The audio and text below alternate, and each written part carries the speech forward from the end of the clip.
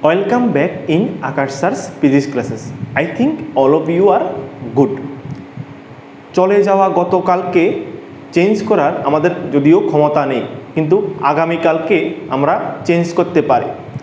আশা করছি তোমরা যে টার্ম টুর এক্সামের ফিজিক্স এক্সামের যে প্রিপারেশনটা অবশ্যই ভালো, আর তোমাদের এই প্রিপারেশনের সাথে সাথে আমার এই ভিডিওটা তোমাদের প্রিপারেশনকে সামান্য আর একটু ভালো করতে তোমাদের অবশ্যই সাহায্য করবে। আর এক্সাম্পের মার্কসের পয়েন্ট অফ ভিউ থেকে আমি কিছু ইম্পর্টেন্ট কোশ্চেন প্রত্যেক চ্যাপ্টার থেকে আমি কিছু ইম্পর্টেন্ট কোশ্চেন নিয়ে আমি এখানে হাজির হলাম। যেখানে প্রথম চ্যাপ্টার হচ্ছে আমাদের তড়িৎচুম্বকীয় তরঙ্গ, যেখানে তোমাদের এমসিকিউ থাকছে একটা are very short answer type question থাকছে দুটো, অর্থাৎ টোটাল 3 মার্কসের কোশ্চেন এখান থেকে থাকবে। আর এক্সাম এর পয়েন্ট অফ ভিউ থেকে যেসব কোশ্চেনগুলো ইম্পর্টেন্ট, আশা করছি তোমরা ভিডিওটা প্রথম থেকে দেখবে, অবশ্যই তোমাদের ভালো লাগবে। কথা না বাড়িয়ে চলো তাহলে আমরা এখন শুরু করি। যেখানে প্রথম যে পয়েন্ট আমি দেখিয়েছি, এখানে BY দিয়ে দেওয়া হয়েছে 2 × 10⁻⁻7 sin 0.5 × 10⁻³ x প্লাস 1.5 × 10⁻11 t বাইরে ক্যাপিটাল টি, টেসলা। চৌম্বক ক্ষেত্র তোমাকে দিয়ে দেওয়া হয়েছে, তোমাকে কম্পাঙ্ক বের করতে বলা হয়েছে, তরঙ্গ দৈর্ঘ্য বের করতে বলা হয়েছে, তড়িৎ ক্ষেত্রের মান বের করতে বলা হয়েছে।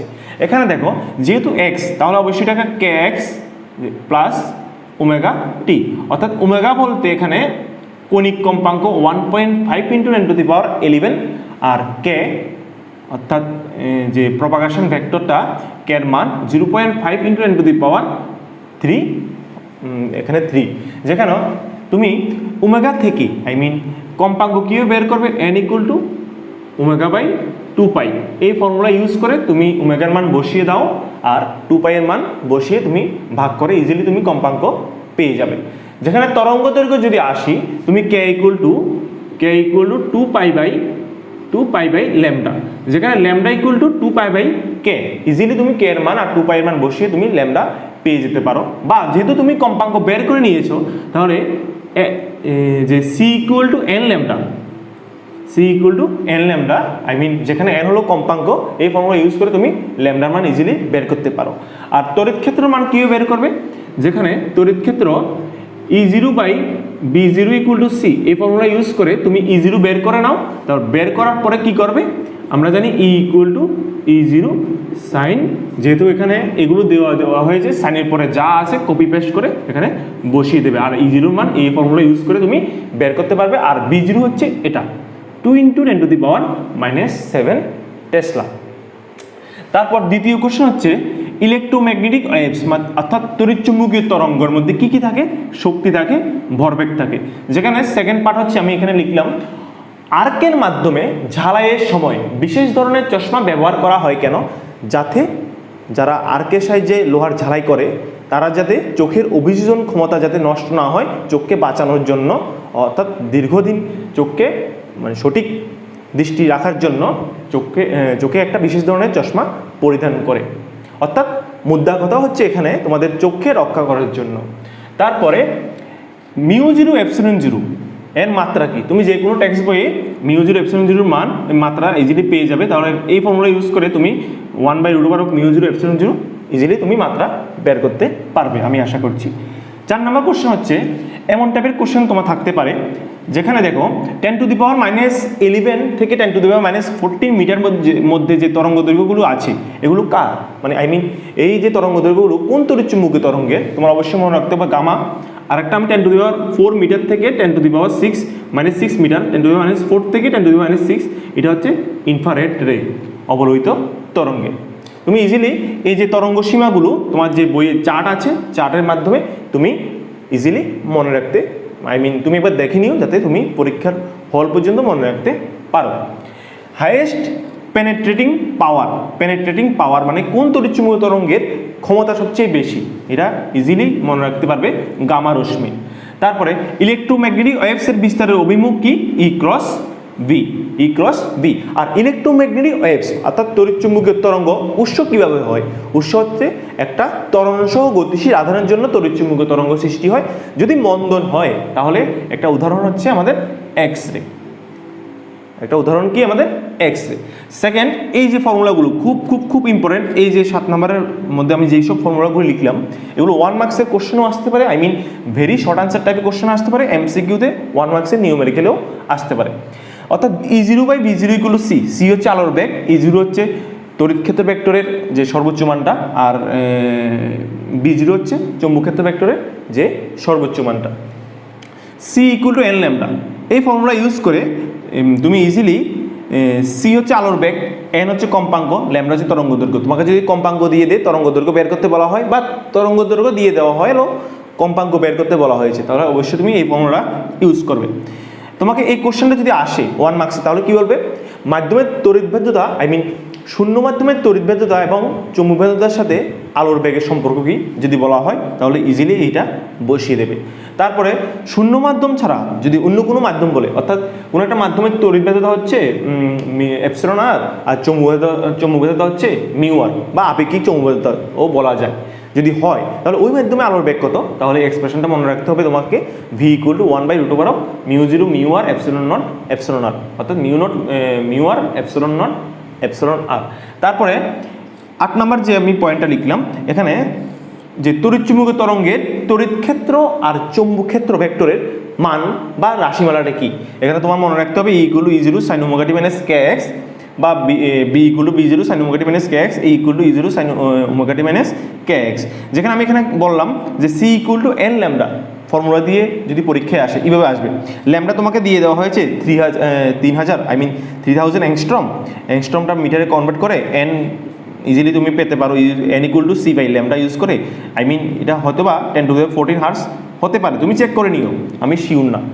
তারপরে সবগুলো তড়িৎচুম্বকীয় তরঙ্গের ব্যবহারগুলো খুব ভালোভাবে পড়বে। এই ব্যবহারগুলো থেকে একটা শর্ট কোশ্চেন অবশ্যই থাকবে, যেখানে আমি আশা করছি থাকবে। যেখানে রাডার, কিছু ইম্পর্টেন্ট কিছু পয়েন্ট আমি লিখলাম। রাডার যন্ত্রে কোন ধরনের তড়িৎচুম্বকীয় তরঙ্গ ব্যবহার করা হয়? মাইক্রোওয়েভ। মাইক্রোওভেনে কোন ধরনের তড়িৎচুম্বকীয় তরঙ্গ ব্যবহার করা হয়? মাইক্রোওয়েভ। তাপ তরঙ্গ, আমি এখানে লিখলাম তাপ তরঙ্গ। তোমাকে বলতে পারে কোন তড়িৎচুম্বকীয় তরঙ্গকে তাপ তরঙ্গ বলা হয়? অবলোহিত তড়িৎচুম্বকীয় তরঙ্গকে বা অবলোহিত রশ্মিকে। কেন বলা হয় তুমি টেক্সট বইয়ে তুমি দেখে নিও। তারপরে এক্স রশ্মির ব্যবহার চিকিৎসা ক্ষেত্রে উল্লেখযোগ্য ব্যবহার আছে, বা আমাদের যে বিভিন্ন ক্যান্সারের ক্ষেত্রে যে তড়িৎচুম্বকীয়, আই মিন এক্স রে ব্যবহার করা হয়, এক্স রে ব্যবহার করে জীবাণু ধ্বংস করা হয়, বা মানে ক্যান্সার কোষগুলোকে, জীবাণু বলতে আমি এখানে ক্যান্সার কোষগুলোকে বোঝাচ্ছি।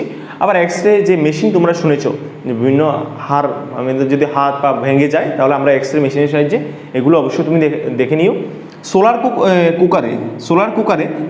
কুকারে যে তড়িৎচুম্বকীয় তরঙ্গ ব্যবহার করা হয় অবলোহিত তরঙ্গ। আই সার্জারিতে মনে রাখতে হবে আলট্রাভায়োলেট রে, অতিবেগুনি আলট্রাভায়োলেট রে।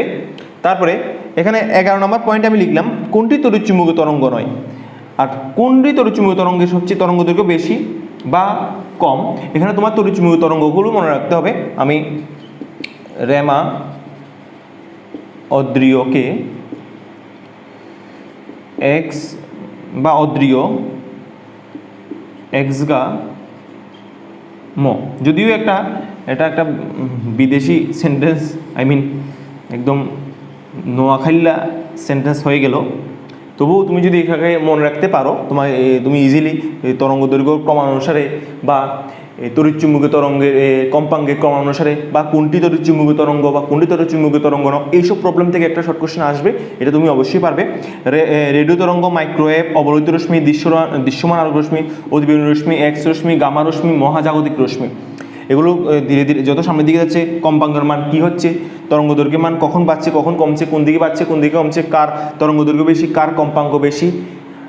বা তোমাকে যদি দেওয়া হয় ক্যাথোড রে বা আলফা রে, গামা বিটা রে দিয়ে দেওয়া হয়, তোমাকে বলবে যে কোনগুলো তড়িৎচুম্বকীয় তরঙ্গ নয়, তাহলে তুমি সোজা ভাষায় তুমি বা সোজাই ইজিলি তুমি বলতে পারবে যে ক্যাথোড রে, আলফা রে, বিটা রে এগুলো তড়িৎচুম্বকীয় তরঙ্গ না, কিন্তু গামা রে কি এখানে তড়িৎচুম্বকীয় তরঙ্গ, এক্স রেও কি তড়িৎচুম্বকীয় তরঙ্গ। তুমি ইজিলি এই যে 11 নম্বর পয়েন্ট থেকে একটা কোশ্চেন আসতে পারে।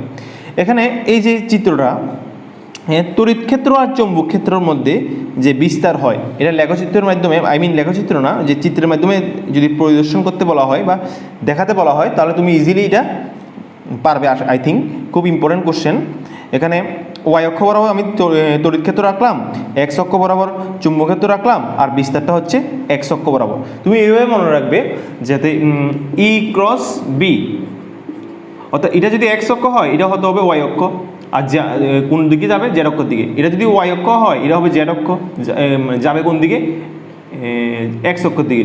এটা যদি ওয়াই জেড, জেড হয় এটা হবে এক্স, তো যাবে কোন দিকে, ওয়াই অক্ষর দিকে। তো সিম্পলি এটা তুমি ইজিলি মনে রাখতে পারবে। এখানে যদি তড়িৎ ক্ষেত্রটা ওয়াই অক্ষ বরাবর কাজ করছে, চৌম্বক ক্ষেত্রটা জেড অক্ষ বরাবর কাজ করছে, আর যাচ্ছে কোন দিকে, এক্স অক্ষের দিকে যাচ্ছে।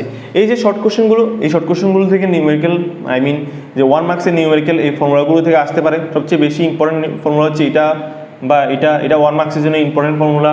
তারপরে তোমার যে এই যে ইকুয়েশন টাইপের তোমাকে দিয়ে দিতে পারে, কম্পাঙ্ক কত, তরঙ্গ দৈর্ঘ্য কত, তোমাকে জিজ্ঞেস করতে পারে, বা এগুলো আসলে 1 মার্কসের কোশ্চেন। বা তোমাকে ল্যামডা দিয়ে দিল, এন জিজ্ঞেস করলো, তাহলে এই ফর্মুলা দিয়ে। আর অবশ্যই তোমার বইয়ে একবার রিডিং পড়ে নেবে যে তড়িৎচুম্বকীয় তরঙ্গের যেসব ব্যবহারগুলি আছে, অবশ্যই সবগুলো ব্যবহার একবার ভালো করে দেখে নেবে, যাতে তোমার পরীক্ষার হলে যে ব্যবহারগুলো অন্তত মনে থাকে। আর সবগুলো ব্যবহার যদি পড়ো, তোমাকে এক কোশ্চেন এইভাবে বলতে পারে যে একটা গামারের ব্যবহার লিখো, এইভাবে বললে তো ইজিলি তুমি লিখতে পারবে। বা একটা এক্সরের ব্যবহার লিখো, বা একটা মহাজাগতিকের ব্যবহার লিখো, এইভাবে যদি বলে তুমি ইজিলি পারবে। তোমাদের প্রিপারেশানকে আর একটু সাহায্য করার জন্য আমি চলে আসলাম তোমাদের টার্ম 2 নেক্সট চ্যাপ্টার, অর্থাৎ রশ্মি আলোক বিজ্ঞান। এখানে আমরা কিছু কোশ্চেন দেখবো, আশা করছি তোমরা এগুলো পারবে। তবুও রিভিশনের জন্য একবার দেখে নিলে, বা কী কী কনসেপ্ট আমি বলছি এগুলো কনসেপ্টগুলো দেখে নিলে অবশ্যই তোমাদের উপকারে লাগবে। চলো তাহলে আমি শুরু করছি। যেখানে লাইটের পার্ট 1 বলতে আমি রশ্মি আলোক বিজ্ঞানকে বুঝিয়েছি। যেখানে দেখো, তোমরা জানো mu equal to c by v, অর্থাৎ ঘনমাধ্যম হলে মানে মিউর মান যদি বাড়ে, ভি এর মান যদি কমে, মিউর মান কী হবে, বাড়বে। আর ভি এর মান যদি বাড়ে, মিউর মান কী হবে, কমবে। অর্থাৎ ঘনমাধ্যমের ক্ষেত্রে আলোর বেগ কী হয়, কম হয়। তোমাকে জিজ্ঞেস করতে পারে যে আলো ঘনমাধ্যম থেকে লঘু মাধ্যমে গেলে আলোর বেগ বৃদ্ধি পায় নাকি কম পায়, এবারে হ্রাস পায়। এখানে মনে রাখবে ঘনমাধ্যমে আলোর বেগ কম, আর লঘু মাধ্যমে আলোর বেগ বেশি। অর্থাৎ আলো যদি ঘনমাধ্যম থেকে লঘু মাধ্যমে যায়, অর্থাৎ লঘু মাধ্যমে আলোর বেগ বেশি হয়। আর যদি লঘু মাধ্যম থেকে ঘনমাধ্যমে প্রবেশ করে, অর্থাৎ দ্বিতীয় মাধ্যম অর্থাৎ ঘনমাধ্যমে আলোর বেগ কম হবে। এটা তোমাদের এই কনসেপ্ট থেকে মনে রাখতে হবে। এখানে নাম্বার 1 আমরা নাম্বার 2-তে যাই। মিউ প্রপোর্শনাল টু 1/λ², অর্থাৎ মাধ্যমের প্রতিসরাঙ্কের সহিত, বা যে লেন্সের প্রতিসরাঙ্কের সহিত আলোর তরঙ্গ দৈর্ঘ্য, অর্থাৎ আপতিত আলোর তরঙ্গ দৈর্ঘ্যের কী সম্পর্ক রয়েছে। অর্থাৎ এটা অ্যাকচুয়ালি বিজ্ঞানী কাউসি-রাইমান ইকুয়েশন থেকে পাওয়া গেল। এগুলো যে mu equal two a plus b/λ²। এখানে আমরা মিউ প্রপোর্শনাল টু 1/λ², যদি গ্রাফটা আসে ইজিলি তুমি আঁকতে পারবে। যেখানে মনে রাখবে ল্যামডার মান যদি বাড়ে তাহলে মিউর মান কমবে, আর ল্যামডার মান যদি কমে তাহলে মিউর মান বাড়বে। যেহেতু লাল বর্ণের আলোর জন্য ল্যামডার মান বেশি, এই জন্য মিউর মান কী হবে, কম হবে। আর বেগুনি বর্ণের আলোর জন্য ল্যামডার মান যেহেতু কম, মিউর মান কী হবে, বেশি হবে। এগুলো কোশ্চেনগুলো এভাবেও আসতে পারে যে এটা লেন্সের উপর আপতিত আলোক রশ্মি লালের পরিবর্তে নীল বা বেগুনি বর্ণ যদি ব্যবহার করা হয়, এর প্রতিসরাঙ্কের কী পরিবর্তন হবে। তাহলে যেহেতু লাল ব্যবহার করা হয়েছিল, তাহলে মিউর মান তখন ল্যামডার মান যেহেতু বেশি ছিল, মিউর মান কম ছিল। যেহেতু এখন লালের পরিবর্তে বেগুনি ব্যবহার করা হয়েছে, ল্যামডার মান কমবে আর মিউর মান অর্থাৎ প্রতিসরাঙ্কের মান বাড়বে। এই টাইপের কোশ্চেন এখানে আসতে পারে। 3 নম্বর পয়েন্ট, যে টি বলতে আমি এখানে টেম্পারেচার বুঝিয়েছি। যেখানে টেম্পারেচারের মান যদি বাড়ে, তাপমাত্রা বা উষ্ণতা যদি বাড়ে, মিউর মান কমবে। আর তাপমাত্রা বা উষ্ণতা যদি কমে, মিউর মান বাড়বে। ইজিলি তুমি তাপমাত্রার সাথে যে রিলেশনটা তুমি ইজিলি মনে রাখতে পারবে। এখানে 4 নম্বর আলোকীয় পথ, তোমরা অবশ্যই জানো আলোকীয় পথ S = মিউ ডি। তারপর এটা আমি বলতে ভুলে গিয়েছিলাম যে এই চ্যাপ্টার থেকে এমসিকিউ থাকছে তোমাদের 2টো, very short answer type question থাকছে 3টে, আর যে এসএ কোশ্চেন এখানে একটা থাকছে, অর্থাৎ মার্কস 2, টোটাল 7 মার্কসের কোশ্চেন। এই যে আলোকীয় রশ্মি এই যে আলো রশ্মি যে ফার্স্ট পার্টটা রয়েছে, এই পার্ট থেকে তোমাদের কোশ্চেন ডিজাইনে অবশ্যই থাকবে। আর 4 নাম্বার যে পয়েন্ট আমি লিখলাম মিউ ইকুয়াল টু সিএভি বা mu two by mu one equal to sine i by sine r, এই যে পয়েন্ট দুটো এগুলো দিয়ে তোমার নিউমেরিক্যাল আসতে পারে। বা তুমি এখানে c by v equal to sine i by sine r এটা দিয়েও নিউমেরিক্যাল আসতে পারে, এগুলো খেয়াল রাখবে।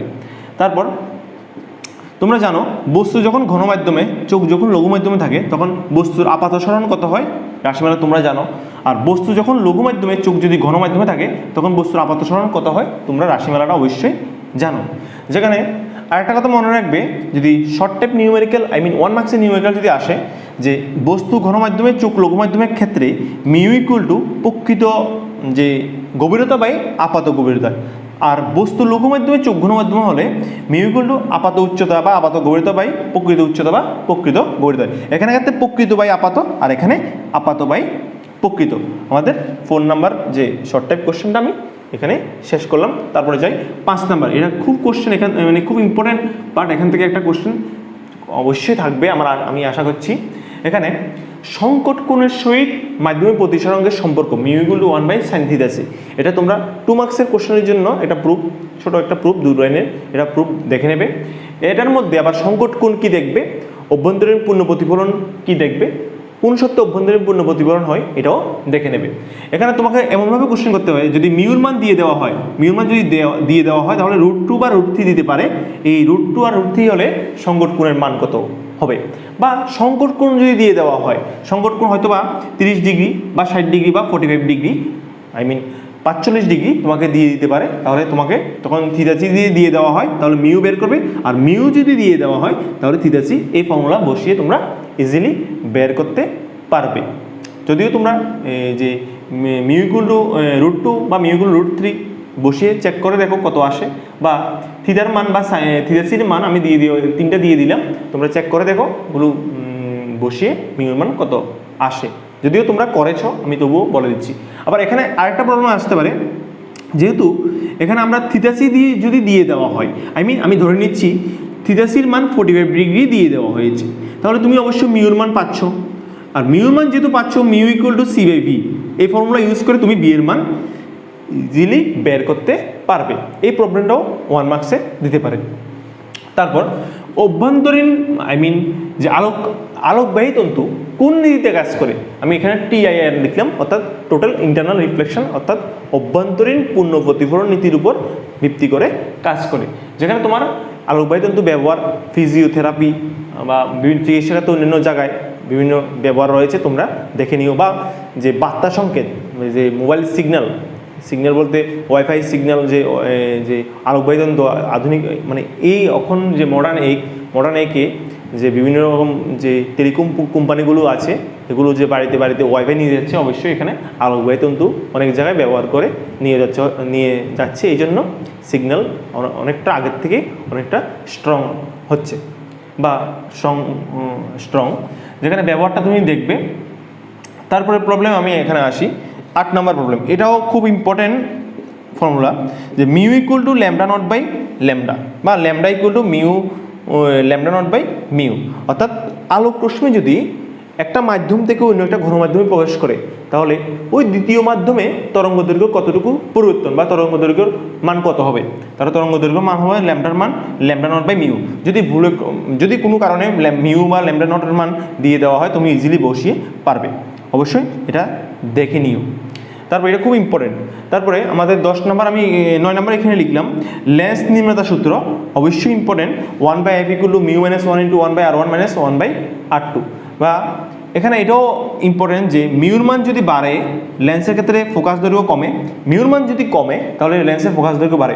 অর্থাৎ কোন বর্ণের আলোর জন্য লেন্সের ফোকাস দৈর্ঘ্য সর্বনিম্ন, অবশ্যই মিউর মান বেশি। এখানে আসো, তাহলে আমরা এখানে বলছি লালের জন্য ল্যামডা বেশি, যেহেতু ল্যামডা বেশি মিউ কি কম, যেহেতু মিউ কম তাহলে এফ কি হবে, বেশি হবে। কার জন্য, লালের জন্য। উল্টোটাও হবে কার জন্য, সম্পূর্ণ উল্টাটা হবে বেগুনি বর্ণের আলোর জন্য। এই কনসেপ্টটাও যথেষ্ট ইম্পর্টেন্ট। এখানে যদি লেন্স নির্ণয়ের সূত্র ক্ষেত্রে দুটোটা উভত্তল লেন্স হয় তাহলে মনে রাখবে ফোকাস দৈর্ঘ্য পজিটিভ হবে, যেখানে R1 যে R1টা এটা পজিটিভ আর R2টা নেগেটিভ। আর যদি উভয়তল লেন্স হয় তাহলে ফোকাস দৈর্ঘ্য নেগেটিভ হবে, এক্ষেত্রে R1 মান নেগেটিভ আর R2 মান পজিটিভ হবে। আমরা আসি 7 নম্বর প্রবলেমে। এখানে আমি একই আপতন কোণের জন্য 3টা ভিন্ন মাধ্যম দেওয়া হয়েছে ABC। প্রত্যেকটার প্রতিসৃত কোণ বা প্রতিসরণ কোণ 15, 25, 35, আই মিন 15, 25 অ্যান্ড 35। তারপর তারা বলল যে কোন মাধ্যমে আলোর বেগ সবচেয়ে বেশি। আমরা জানি এখানে আর এর মানগুলো আমরা জানি, কোশ্চেনে দিয়ে দেওয়া হয়েছে mu = CIV, mu = sin I / sin R, এই মানগুলো আমরা জানি। তাহলে আমি এখান থেকে কি বলতে পারি মিউ = 1/v, আর এখান থেকে কি বলতে পারি মিউ = 1/sin R, কারণ সাইন আইটা ধ্রুবক, যেহেতু আই ধ্রুবক সাইন আই অবশ্যই কি তিনটার ক্ষেত্রে সেম, এই জন্য ধ্রুবক। তাহলে আমি এখান থেকে কি বলতে পারি ভি প্রপোর্শনাল টু সাইন আর, অর্থাৎ আর এর মান যদি বাড়ে তাহলে ভি এর মানও কী হবে বাড়বে, অর্থাৎ সি মাধ্যমে আর এর মান সবচেয়ে বেশি, এই কারণে এই মাধ্যমে ভি এর মান আলোর বেগও কি বেশি। তাহলে আপাতত এখানে আরেকটা রয়ে গেল যে লেন্সের সূত্র যদি বলা হয় 1/v - 1/e = 1/f, আর সমীকরণ যদি বলা হয় নির্মাতা সূত্র যদি বলা হয় তাহলে অবশ্যই লেন্স নির্ণয়ের সূত্র তোমরা জানো। আর এখানে যে নিউটনের সমীকরণ xy = f² বা √xy = f, এটা নিউটনের সমীকরণ ডাইরেক্ট না বলে এইভাবে বলতে পারে যে একটা লেন্সের ফোকাস দৈর্ঘ্য থেকে বস্তু দূরত্ব x এবং দ্বিতীয় ফোকাস দৈর্ঘ্য থেকে প্রতিবিম্ব দূরত্ব y হলে লেন্সটির ফোকাস দৈর্ঘ্যের রাশিমালাটি কী। এক্ষেত্রে xy = f², অর্থাৎ লেন্সটা যেখানে আমি রাখছি এই লেন্স, এটা হচ্ছে ফোকাস, এতটুকু ফোকাস f, এখান থেকে এতটুকু আবার সেম ফোকাস f, এখানে প্রতিবিম্ব, তাহলে এটা হচ্ছে y, এখানে v, এখানে বস্তু, এখানে হচ্ছে এখানে y, এটা হচ্ছে x, এই দূরত্বটা x, তাহলে u হচ্ছে টোটালটা x + f আর v হচ্ছে y + f, বসিয়ে 1/v - 1/u এই ফর্মুলাতে বসিয়ে তুমি ইজিলি, আশা করছি তোমরা করেছ। এখন আমরা বাকি কিছু কোশ্চেন এখান থেকে দেখছি, যেখানে লেন্সের ক্ষমতা খুব খুব খুব বেশি ইম্পর্টেন্ট। এখান থেকে কোশ্চেন আসতে পারে যে SI পদ্ধতিতে যদি হয় P = 1/f আর CGS পদ্ধতিতে যদি হয় 100/f। এখানে যদি P এর মান দিয়ে দেওয়া হয় তাহলে তুমি F এর মান বের করবে, অবশ্যই যেটা বের করবে এটা সেন্টিমিটারে হবে। আর এখানে P এর মান যদি দিয়ে দেওয়া হয় যতটুকু, মানে আই মিন 2 ডায়াপ্টার 2.5 ডায়াপ্টার যতটুকু দিয়ে দেওয়া হয়, F যেটা বের হবে এটা মিটারে বের হবে। আর মনে রাখবে ক্ষমতা যদি পজিটিভ হয় তাহলে লেন্সের প্রকৃতি হচ্ছে উত্তল, আর ক্ষমতা যদি নেগেটিভ হয় লেন্সের প্রকৃতি হচ্ছে অবতল। এখানে তোমাকে কোশ্চেনটা কীভাবে দিতে পারে যে একটা লেন্সের ক্ষমতা -2 ডায়াপ্টার, এর ফোকাস দৈর্ঘ্য কত এবং লেন্সটির প্রকৃতি কীরূপ, 1 মার্কসের কোশ্চেন আসতে পারে। তারপর সমতল যে কাঁচফলক আছে এটার ক্ষমতা কত অসীম, কারণ ক্ষমতা P = 1/f, এই যে f ইনফিনিটি থাকে 1/∞ কত 0। তাহলে লেন্স সমবায়ের ক্ষেত্রে যে তুল্য ক্ষমতা P = P1 + P2, যেখানে আমরা জানি P = 1/f, এই জন্য 1/f = f1 + f2। এখানে তুল্য ফোকাস দৈর্ঘ্য কী এটা দেখে নিও, তুল্য ফোকাস দৈর্ঘ্য কী এটা তোমরা অবশ্যই দেখে নিও, আর তুল্য ফোকাসের রাশিমালাটা অবশ্যই দেখে নিও, এটা দিয়েও নিউমেরিক্যাল আসতে পারে, অবশ্যই আসতে পারে। এখানে যদি কোনো কারণে এই দুটো লেন্সকে আমি d দূরত্বে রাখি, তাহলে যে এক্সপ্রেশনটা কীরূপ হবে এটা অবশ্যই দেখবে। যদি উভয় লেন্স উত্তল হয় তাহলে এখানে হবে মাইনাস, আর উভয় লেন্স যদি অবতল হয় তাহলে এখানে হবে প্লাস, আর আমি এখানে প্লাস মাইনাস দিয়ে দেওয়া হয়েছে। আর একটা প্রবলেম তুমি তোমার বইয়ে হটসে পেয়ে যাবে, যদি একটা উত্তল একটা অবতল উভয়ের ফোকাস দৈর্ঘ্য যদি সেম হয় তাহলে তুল্য ফোকাস কত হবে, তোমার বইয়ে হটসে তুমি পেয়ে যাবে। এখানে 11 নম্বর কোশ্চেন আমি কি করলাম, যেখানে উত্তরও থাকতে পারে অবতলও থাকতে পারে, বা কোশ্চেনটা ভাষার ফর্মও দিতে পারে। কি দিতে পারে যে একটি উত্তল, এটা কি ধরনের লেন্স, বা এখানে একটা দাগ দিয়ে বলতে পারে এটা কোন ধরনের লেন্স। অবশ্যই ওখানে উত্তল লেন্স, এখানে উত্তল লেন্সের মতো ফোকাস দৈর্ঘ্য যে মানে এখানে একটা পয়েন্টে গিয়ে যে আলো রশ্মি মিশ্রণ হয়েছে, এটা উত্তল লেন্সের ধর্ম। আর যদি উত্তল লেন্স দিয়ে দেওয়া হয় তাহলে এখানে মাধ্যমিক প্রতিসরাঙ্ক আর লেন্সের প্রতিসরাঙ্ক পারিবেশিক মাধ্যমিক প্রতিসরাঙ্ক আর লেন্সের প্রতিসরাঙ্কের মধ্যে সম্পর্ক কি? যদি পারিবেশিক মাধ্যমিক প্রতিসরাঙ্ক যদি μ1 হয়, লেন্সের প্রতিসরাঙ্ক যদি μ2 হয়, তাহলে অবশ্যই μ2 গ্রেটার দেন μ1। সেমভাবে এটা দেখো, আমরা উত্তল লেন্স বসিয়েছি কিন্তু কাজটা করলো অবতল লেন্সের মতো। তাহলে এই ক্ষেত্রে কি পারিবেশিক মাধ্যম আগের মতো μ1, লেন্সটা μ2, এখানে μ1 গ্রেটার দেন μ2, অর্থাৎ পারিবেশিক মাধ্যমে ফোকাস দৈর্ঘ্য লেন্সের উপাদানের ফোকাস দৈর্ঘ্য থেকে বেশি। আর যদি এমন হয় তাহলে পারিবেশিক মাধ্যমে ফোকাস দৈর্ঘ্য আর লেন্সের ফোকাস দৈর্ঘ্য উভয়ে সমান।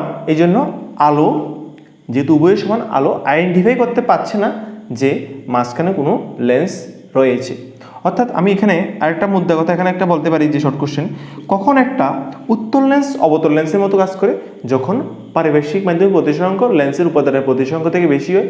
বা কখন একটি অবতল লেন্স উত্তল লেন্সের মতো কাজ করে? এটাও সেম আনসার, যখন পারিবেশিক মাধ্যমিক প্রতিসরাঙ্ক লেন্সের উপাদানের প্রতিসরাঙ্ক থেকে বেশি হয়।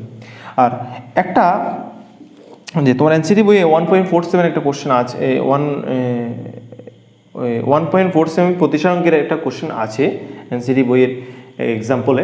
অর্থাৎ একজন জাদুকর 1.47 প্রতিসরাঙ্কের মধ্যে একটা 1.47 প্রতিসরাঙ্কের মধ্যে প্রতিসরাঙ্ক একটা তরলের মধ্যে একটা কাচদণ্ড ডুবালো। তারপর দেখলো কি যে কাচদণ্ডটা অদৃশ্য হয়ে গেল। এখানে কি লজিক? যে এখানে অবশ্যই কোশ্চেনটা খুব ইম্পর্টেন্ট, যে উভয়ের প্রতিসরাঙ্ক সমান, অর্থাৎ কাচের প্রতিসরাঙ্ক এবং যে কাচদণ্ডটা ডুবানো হয়েছে এটার প্রতিসরাঙ্ক এবং যে তরলে ডুবানো হয়েছে উভয়ের প্রতিসরাঙ্ক সমান। আর যেহেতু সমান এই জন্য কাচদণ্ডটা কি হয়েছে?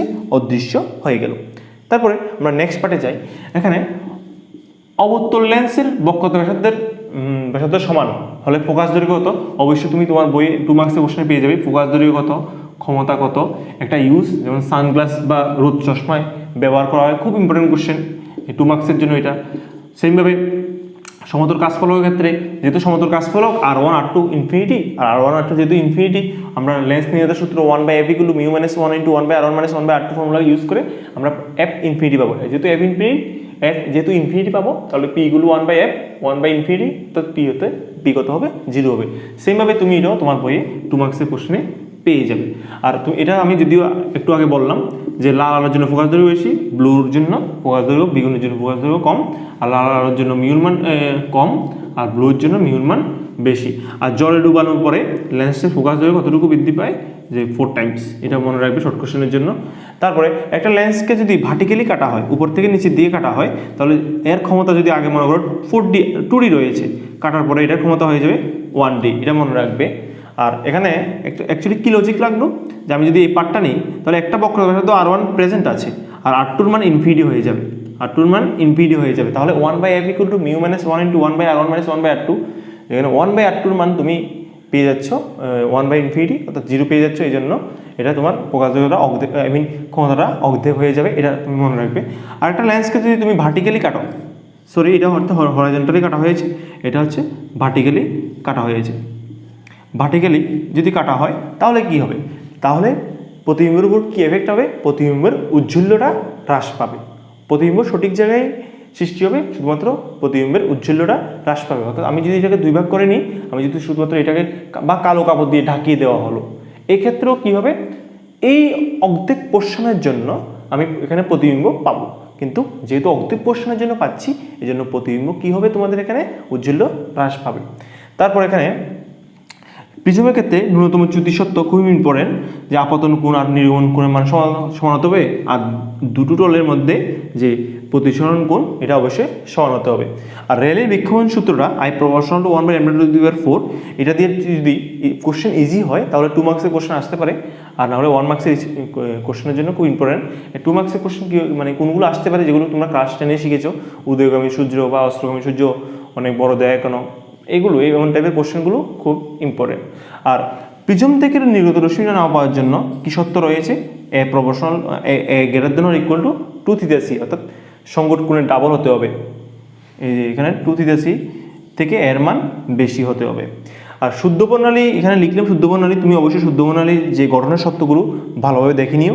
আর প্রিজমের মধ্যে দিয়ে কোন বনের আলোর জন্য চ্যুতি বেশি হয় বেগুনের জন্য, আর কোন বর্ণের আলোর জন্য চ্যুতি সর্বনিম্ন হয় লালের জন্য, অবশ্যই মনে রাখবে। তারপরে এটা থেকে অবশ্যই কোশ্চেন থাকছে যেখানে তোমার সরলনবীক্ষণ যন্ত্র, যৌগিক অনুবীক্ষণ যন্ত্র, নবীক্ষণ যন্ত্রের একটা অসীম দূরত্ব ফোকাসিং, আর একটা হচ্ছে তোমার স্পষ্ট দর্শনের ফোকাসিং। এই যে দূরবীক্ষণ যন্ত্র বা যে যন্ত্রগুলো আছে, এই যন্ত্রগুলোর প্রত্যেকটা চিত্র দেখবে, যে কোনো একটা চিত্র 2 মার্কসও আসতে পারে। আর প্রত্যেকটা যে যন্ত্রের ব্যবহার, যেমন সরলনবীক্ষণ যন্ত্র দিয়ে কী ব্যবহার করা, মানে কোন কাজে ব্যবহার করা হয়, জৈব অনুবীক্ষণ যন্ত্র কোন কাজে ব্যবহার করা হয়, বা অনুবীক্ষণ যন্ত্র যে অসীম দূরত্ব ফোকাসিং ক্ষেত্রে নবীক্ষণ যন্ত্র, এগুলো কোন কাজে ব্যবহার করা হয় অবশ্যই দেখবে। আর প্রত্যেকটার বিবর্ধন রাশিমালা দেখবে।